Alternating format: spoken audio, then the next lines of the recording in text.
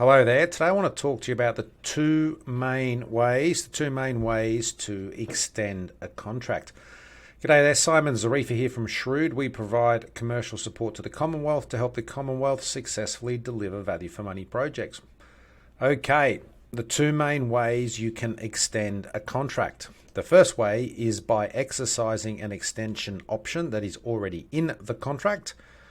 And then the second way is to extend a contract through actually varying the terms of the contract itself. So let's go back and deal with the first one, exercising an option to extend. Now, usually that is very simple because there would be a clause in the contract that says something like the agency may extend this contract or may exercise an option to extend this contract by giving the supplier or contractor, notice in writing or notice of in writing of not less than, say, 20 days or something like that. So there'll be a clause in the contract that basically says what you need to do. And wait for it, in a truly surprising outcome, you need to do what the contract says to effectively exercise the option to extend it. So as I say, usually 95% of the time it's in writing, so you'll have to exercise the option in writing. In fact, that's usually 100% of the time. And then what's not consistent amongst contracts is some options will have a time period where either you'll need to exercise the option, say, no more than or no less than 30 days before the contract ends, or it may say that you can only exercise the option in, say, the last 90 days before the contract expires. So basically you'll just need to look at the terms and conditions of the option clause that's in the relevant contract. Now, here is the Department of Finance breathing down your neck and giving you making sure you do the right thing. So they shouldn't be used due to a failure to appropriately plan procurement needs, or to continue a supplier relationship, or with the intention of discriminating against the supplier or avoiding competition. So in other words, the Department of Finance is saying you need to be bona fide when you exercise an option, and you should do it for a proper purpose and not for one of these nefarious type of outcomes, which I'm sure is the case.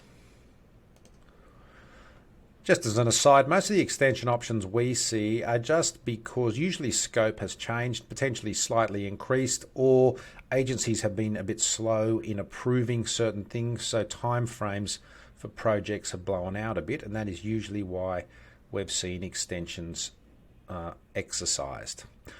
Okay, so that was number one. You can exercise an extension option to extend the contract, or number two is you can extend a contract through variation. So the contract may not have an option clause in it. It may just have a term. And so where you are running up or coming up to the end of the contract term and there is no option to exercise clause, then what you can do is just a deed of variation to vary the contract to change the end date for the contract. And that's usually pretty simple. Your legal area would help you do that, and it's not a big deal. So once again, according to the Department of Finance, contracts should only be extended for the length of time that allow for the procurement and or implementation of subsequent arrangement or provision of all deliverables under the original contract. It's usually the latter. You usually want to extend the contract because you haven't received all the deliverables under the contract. But sometimes it could just be a contract for a contractor and you just want to extend them and they don't have extension options in it, or the extension options have expired, and so you want to do a deed of variation just to extend it. And that's appropriate as well. Now, as I said, a contract would normally be varied according with the process set out in the contract itself. Usually, and once again, probably 90% of the time, you need a document. So the variation needs to be in writing and agreed by the parties. And so the easiest way to do that is to use a deed of variation.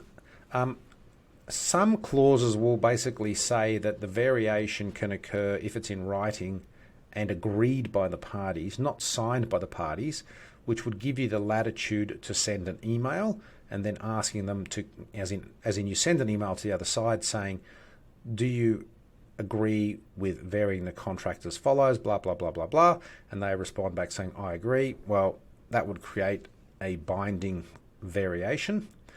But the safest way and the most conservative way is that you do a deed of variation that reflects what the actual change is, and then both parties sign that deed, and then it's done and dusted. That's usually how these things go.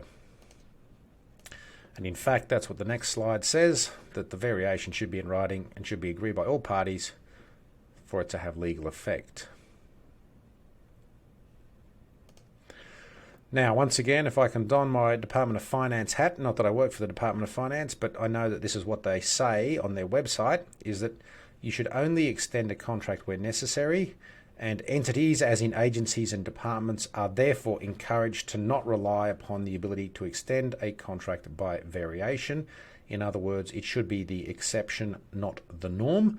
And as I said, in my experience, the main reason an agency wants to extend a contract by variation is because obviously time has gone by, and generally time is blown out because, just certain things outside of either party's control have occurred, meaning that you need more time now to be able to deliver. Now, just keeping my big boy Department of Finance hat on for a minute here, they also indicate that contracts should not be extended by variation due to a failure to appropriately plan the procurement, or to continue supplier relationships, or with the intention of discriminating against the supplier, or to avoid competition, or to avoid obligations under the CPRs. So once again, they're basically saying, undertake the variation, but for a proper purpose. Don't be obtuse about what you're trying to do, as in don't try and cut corners, because if the ANAA ever comes and audits you, they will, work that out pretty quickly. So just do it all properly. So just recapping, two main ways to extend a contract. One, you exercise the option clause that is in the contract, and if there is no option clause, then you can do a variation to the contract to change the end date, and then that variation usually is in writing, signed by the parties, which means it's usually done by deed of variation, but it can be done via email as well, depending on the variation clause in the contract.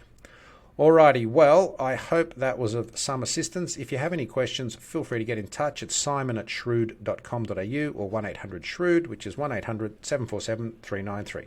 Thanks very much.